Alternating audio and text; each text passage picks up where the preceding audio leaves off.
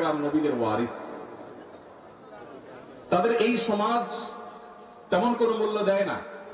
মুসলিম প্রধান রাষ্ট্র, বেশিরভাগ ট্যাক্স পেয়ার মুসলমান, অথচ 4 লক্ষ মসজিদের ইমাম সাহেবকে যদি রাষ্ট্র মূল্যায়ন করত তাহলে রাষ্ট্রের চেহারাই পরিবর্তন হয়ে যেতে পারত।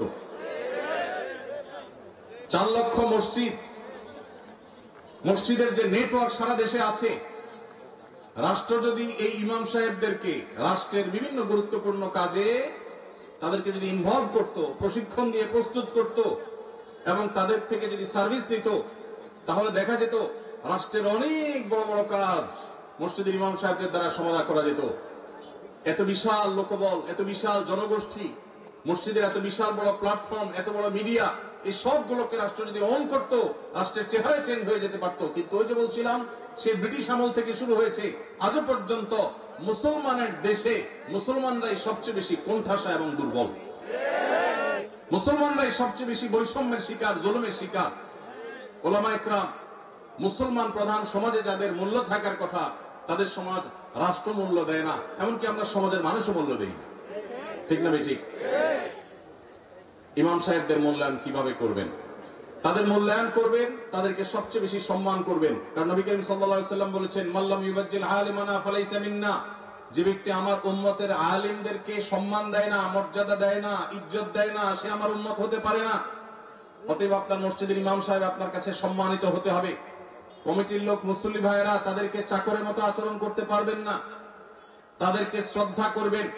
তারা নেতার মতো মর্যাদা দিবেন, তাদের সঠিক কথাগুলো বলার অধিকার দিবেন, সুযোগ দিবেন, তাদের মিম্বরে স্বাধীনভাবে কথা বলার সুযোগ দিবেন, তাদের গলা চিপে ধরতে কাউকে দিবেন না।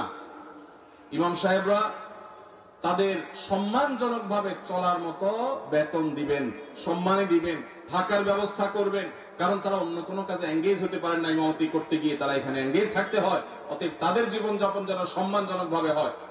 পৃথিবীর অন্য যে কোনো মুসলমান দেশে, পৃথিবীর অন্য যে কোনো মুসলমান প্রধান দেশে মসজিদের ইমাম সাহেবরা আমার ক্ষুদ্র জ্ঞান অনুযায়ী বাংলাদেশের ইমাম সাহেবদের চাইতে ভালো অবস্থানে আছে অর্থনৈতিক ভাবে।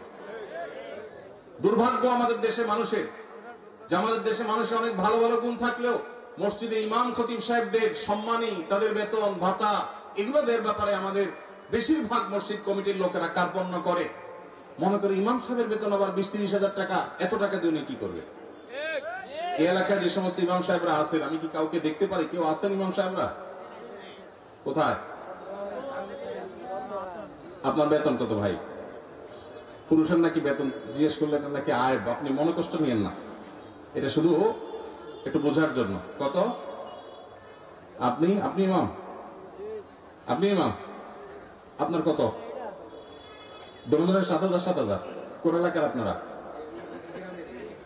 ওনাদের বাইরের। আপনি কোন মসজিদের ইমাম? বড় মসজিদ নাম কি? পশ্চিমপাড়া বড় মসজিদ। পশ্চিমপাড়া বড় মসজিদের কমিটির লোকজন কারা আছেন? কোন মসজিদ? পূর্বপাড়া। হ্যাঁ, পূর্বপাড়া মসজিদে মসজিদ কমিটির লোকেরা কেউ ভাই আছেন? হাত তোলেন, হাত তোলেন, হাত তোলেন, নাহলে আশপাশের লোকজন বাইর করে দিবে কিন্তু।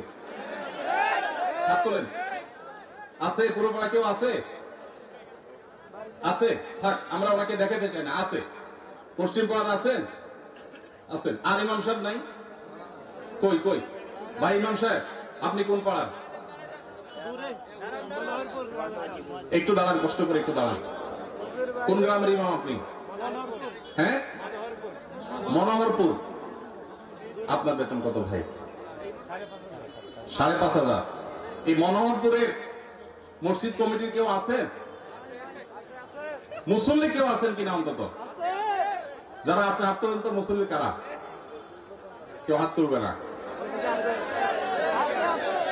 কমিটির একজন পাওয়া গেছে? মুসল্লি। আচ্ছা থাক। আর ইমাম সাহেব কে আছেন? বলে। আপনি ইমাম? ভাই আপনার বেতন কত? হ্যাঁ, মসজিদ থেকে বেতন কত বলতেছি? মসজিদ মাদ্রাসায় 2 ডিউটি বেতন 11.5। তার মানে আমরা যদি 5.5 ধরি, তাহলে 5.5 মসজিদ থেকে বলা যায়। 5 ওয়াক্ত নামাজ পড়ান, ইমামতি করেন, 5 ওয়াক্ত নামাজ পড়ান, 5,500। জুমা সহ। আপনার কোন এলাকা? এই গ্রামের নাম বলেন? ধুলিপাড়া। কই মাহফিলের আয়োজক কারা? সামনে আসেন না, সামনে আসেন। কই পোস্টার কই? নাম বলার আগে সামনে আসেন। নামই নেই, চালাকেরা। আচ্ছা, আর ইমাম সাহেব আছেন আর এক দুজন? কই ভাই? কোন এলাকার? পাশের এলাকার। বেতন কত? হ্যাঁ, 8,000। কোন এলাকার?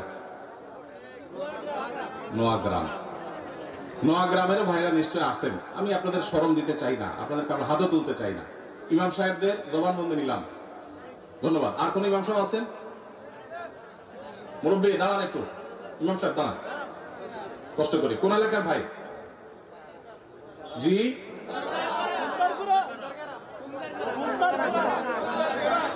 এতজন বলে কেমনে বুঝবো?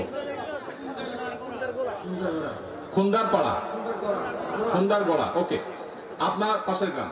আপনার বেতন কত ভাই? 6,000। বসেন ভাই রে।